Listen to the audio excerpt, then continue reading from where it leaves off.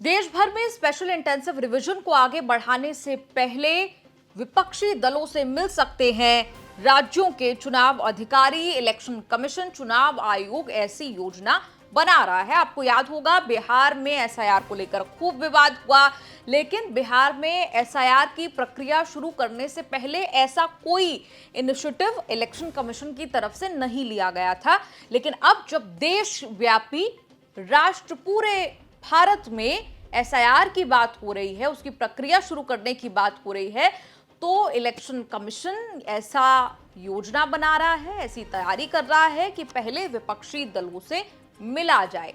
बता दें, राज्यों और केंद्र शासित प्रदेशों के मुख्य निर्वाचन अधिकारी एसआईआर की प्रक्रिया देश भर में शुरू करने से पहले राजनीतिक दलों के साथ बैठक कर सकते हैं।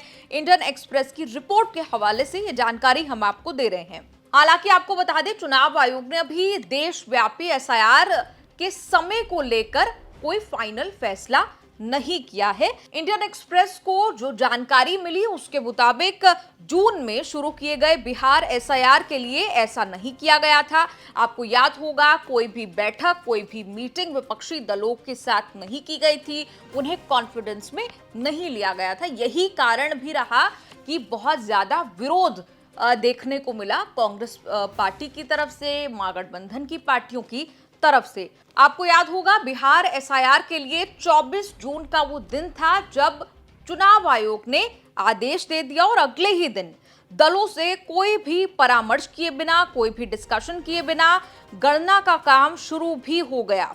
एसआईआर की तैयारी के लिए चुनाव आयोग ने 10 सितंबर को नई दिल्ली में मुख्य कार्यकारी अधिकारियों के साथ एक कॉन्फ्रेंस आयोजित की। उस दिन चुनाव आयोग ने एक बयान में कहा था कि आयोग ने राष्ट्रव्यापी एसआईआर अभ्यास के लिए सभी राज्यों, केंद्र शासित प्रदेशों के मुख्य कार्यकारी अधिकारियों की तैयारियों का आकलन किया।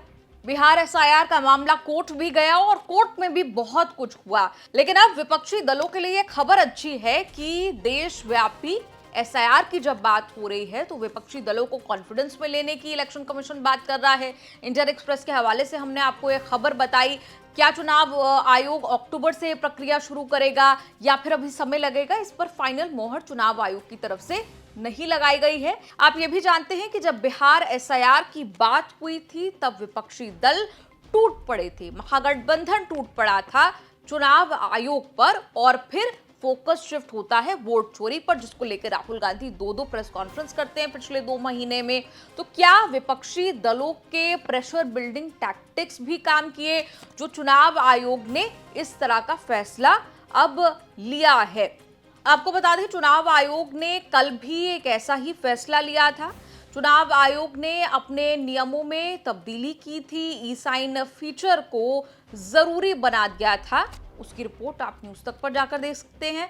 फिलहाल इस रिपोर्ट पर आपका क्या कुछ कहना है, कमेंट्स में लिखकर अपनी राय जरूर दें।